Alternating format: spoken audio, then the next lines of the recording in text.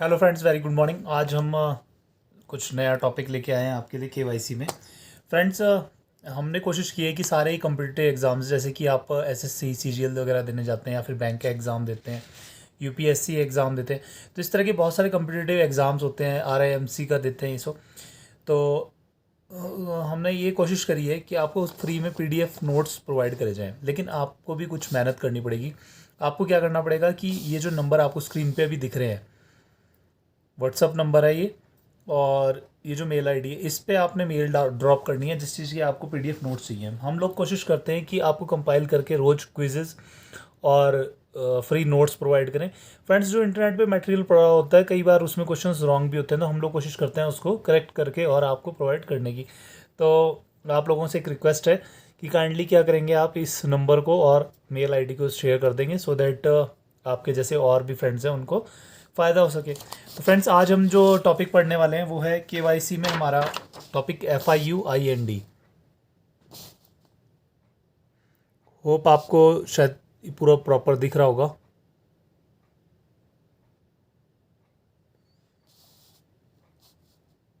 FIUIND ये KYC में बहुत ही बड़ा टॉपिक है, 1-2 मार्क्स के इसके क्वेश्चंस आ जाते हैं। तो फ्रेंड्स, आज हम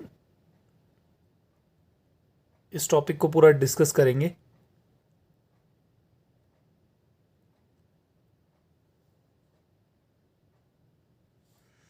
तो स्टार्ट करते हैं। FIUIND हो, पहले समझेंगे कि FIU की ज़रूरत क्या है। ठीक है, देखो क्या हो रहा था कि बहुत सारे बेनामी खाते खुल जा रहे थे जो कि फ्रॉडलेंट एक्टिविटी को आगे बढ़ावा दे रहे थे।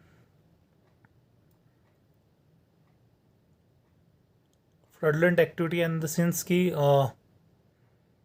आपके जो वो हैं बेनामी खाते हैं जिनका कि कोई ये नहीं पता है कि कौन उनका बेनिफिशियल ओनर है और कहाँ से पैसा कहाँ ट्रांसफ़र हो रहा है। तो इस चीज़ को ध्यान रखते हुए एक ऑर्गेनाइजेशन बनाई गई। बहुत सारी कंट्रीज़ में है ये इस तरह की ऑर्गेनाइजेशन बनाई हुई, FIUIND। हमारे यहाँ इंडिया में जो FIUIND है उसका हेड क्वार्टर कहाँ है, कई बार ये क्वेश्चन भी पूछ लेते हैं। ठीक है, तो आप लिख सकते हैं, साइड में कहीं पे नोट कर लीजिए। देखिए फ्रेंड्स, जो ये वीडियो सुन रहे हैं आप, सिर्फ सुनिए नहीं, इसको अगर आप अपने शॉर्ट नोट्स खुद से बनाएंगे तो आपको ज़्यादा बेटर अंडरस्टैंडिंग होगी। क्योंकि क्या होगा कि सुनेंगे और फिर आप भूल जाएंगे। तो कोशिश यही कीजिए कि आपने क्या करना है कि लेक्चर सुन लीजिए। स्क्रीन पे क्या पता शायद प्रॉपर दिख रहा हो नोट्स, यानी प्रॉपर वैसे दिख रहे हैं नोट्स वगैरह, है ना। तो आप नोट्स देख के स्क्रीनशॉट लेके भी कर सकते हैं। इवन मैं आपको PDF नोट्स वगैरह भी टेलीग्राम चैनल पे या व्हाट्सएप ग्रुप में भी शेयर करता हूँ, तो वहाँ से भी आप ले सकते हैं। उसके लिए आपको यही करना पड़ेगा, जो मैंने नंबर आपको पहले दिया तो उस पर ही आपने मेरे को एक व्हाट्सअप मैसेज डाल देना कि आपको नोट्स चाहिए, तो सब चीज़ के नोट्स आपको वहीं पे ही मिल जाएंगे। ठीक है फ्रेंड्स, तो स्टार्ट करते हैं आज का टॉपिक। FIUIND का समझ में तो आ गया ना कि क्यों ज़रूरत है। इसलिए ज़रूरत है कि ताकि बेनामी खाते जो फर्जी KYC वगैरह से खुल जा रहे थे और उसके बाद उसमें जो ट्रांजेक्शन हो रही थी उनको मॉनिटर करना बहुत मुश्किल हो गया था। ठीक है, अभी क्या हुआ कि जो टेररिस्ट वगैरह हैं वो लोग भी फर्जी ID प्रूफ वगैरह बना के अकाउंट खोल लेते थे, उसके बाद में उसमें ट्रांजेक्शन करके और हवाला वगैरह ये पैसा इधर का उधर कर लेते थे और उसका कोई पता नहीं चल पा रहा था। तो फिर क्या किया गया, एक ऑर्गेनाइजेशन बनाई गई FIUIND, जिसका कि हेडक्वार्टर न्यू दिल्ली में। तो इनका काम क्या है, देखिए यहाँ पे लिख दी है, receive, process and disseminate information on money related crimes. जो भी क्राइम मनी से रिलेटेड हैं उन सबको क्या करना है, इन्होंने पहले तो इन्फॉर्मेशंस लेनी है अलग अलग बैंकिंग डिपार्टमेंट या जो NBFCs वगैरह वो सब हैं वहाँ से, और उसको प्रोसेस करके और आगे क्या करना है, उसमें से फाइंड आउट करना है कि कौन कौन सी सस्पिशियस ट्रांजेक्शन है और ये जो मनी लॉन्ड्रिंग के लिए यूज़ हो रही हैं। ठीक है, आगे देखिए, for the receipt and analysis of suspicious transaction information from for about money laundering. ठीक है, मनी लॉन्ड्रिंग हम पहले ही पढ़ चुके हैं कि मनी लॉन्ड्रिंग होता क्या है। आपका मनी लॉन्ड्रिंग ये है कि इलीगल मनी को लीगल करना, बस इतना समझ लीजिए। ठीक है, तो बहुत सारे इसमें एडमिनिस्ट्रेटिव लॉ एनफोर्समेंट नेचर के होते हैं।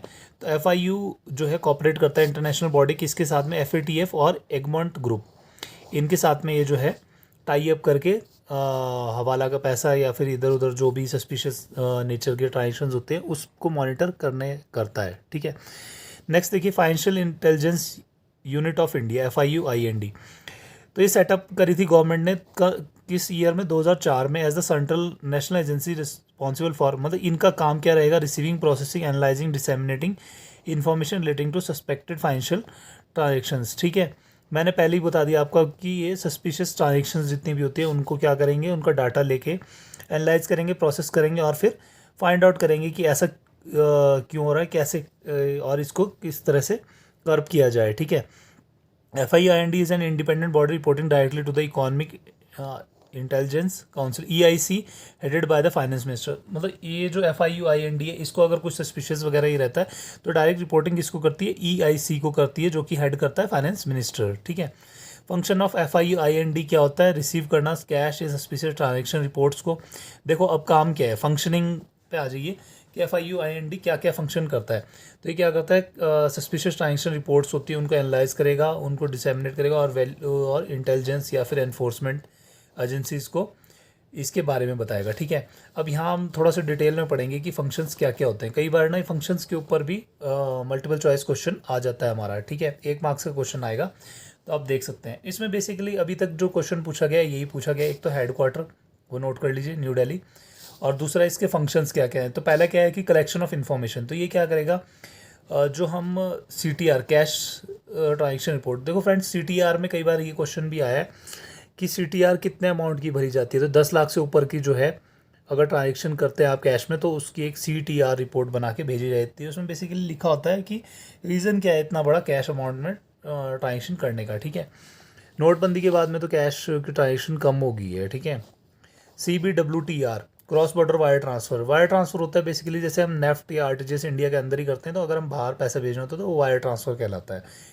स्विफ्ट वगैरह वो सब चीज़ इसी के अंडर ही हैं। Reports on purchase and sale of immovable properties, जैसे मान लो आप ज़मीन खरीदते हो या आपने बहुत बड़ी बिल्डिंग खरीदी है ये सो, तो वो सब चीज़ें सेल ऑफ IPR के अंडर आती है। सस्पिशियस ट्रांजेक्शन रिपोर्ट STR भी फाइल करते हैं, है ना। जैसे मान लो कोई पान वाला है, वो अपने खाते में लाख लाख रुपए की ट्रांजेक्शन कर रहा है, बट इट इज़ नॉट जज नहीं कर सकते हैं कि क्या बोलते हैं कि एक पान वाले की के अकाउंट में इतना हावी अमाउंट कहाँ कहाँ से आ रहा है।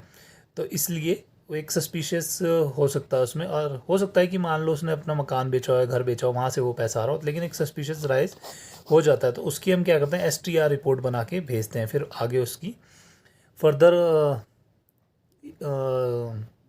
एनालिसिस किया जाता है उस रिपोर्ट का। ठीक है, नेक्स्ट क्या है, FIU का काम एनालिसिस। जैसे मान लो सस्पिशियस की सारी रिपोर्ट्स हमने भेज दी हैं, तो वो एनालाइज करेंगे कि क्या ये मनी लॉन्ड्रिंग या फिर suspicious of money related to crimes तो नहीं है। ठीक है, शेयरिंग ऑफ इन्फॉर्मेशन, मतलब ये क्या करते हैं, national intelligence law enforcement agency वगैरह इन सब के साथ में जो है आपका इन्फॉर्मेशन शेयर करते हैं। ठीक है, नेक्स्ट क्या है, acts as a central repository. ये रिपोजिटरी क्या चीज़ होती है, देखो फ्रेंड्स क्या है कि गवर्नमेंट ने क्या करा है कि एक जगह एक हब सा बना दिया जहाँ की क्या कर रहे हैं, सारी इन्फॉर्मेशन को एक जगह ही स्टोर करके रखते हैं। तो इसी तरह से सेंट्रल रिपोजिटरी किस लिए बना दी, ताकि यहाँ पे क्या हो कि सारा डाटा जो कैश ट्रांजेक्शन और सस्पिशियस ट्रांजेक्शन का डाटा है वो एक ही जगह पे स्टोर हो सके, ताकि जो है अगर और कोई और एजेंसी को उस डाटे की ज़रूरत है तो वहीं से ही ले सके। ठीक है, कोई भी अगर आपके पास में एक ही जगह रहेगी तो आपको ईजी होता है ना उसको एनालाइज करना, तो इसलिए इसको क्या बना गया है, सेंट्रल रिपोजिटरी बना के दिया गया। जैसे CKYC एक सेंट्रल रिपोजिटरी बना दी गई है अब, ताकि क्या है कि KYC डॉक्यूमेंट एक ही जगह रह सकें। मान लो किसी आदमी ने तमिलनाडु में लोन लेना है और फिर अगर वो उसकी पोस्टिंग बाद में उत्तराखंड में हो जाती है तो उसको बार बार अपने KYC डॉक्यूमेंट इधर के उधर ले जाने नहीं पड़ते हैं। तो उसको क्या होता है, एक CKYC नंबर जनरेट कर दिया जाता है, जहाँ से कि वो अपने डॉक्यूमेंट्स को फर्दर बैंकिंग चैनल अगर चाहे तो वहाँ से उसके डॉक्यूमेंट्स निकाल सकता है। ठीक है, कोऑर्डिनेशन कैसे करता है, एक दूसरे के साथ में कोलैबोरेशन या फिर collection sharing of financial intelligence global network to combat money laundering and related crimes. मतलब जो मनी लॉन्ड्रिंग के क्राइम्स और मनी लॉन्ड्रिंग हो रही है या फिर उससे रिलेटेड कोई क्राइम्स वगैरह हो रहे हैं तो उसमें भी ये लोग इन्फॉर्मेशन शेयर करके एक दूसरे की हेल्प करते हैं। ठीक है, नेक्स्ट देखेंगे कॉन्स्टिट्यूशन ऑफ FIU।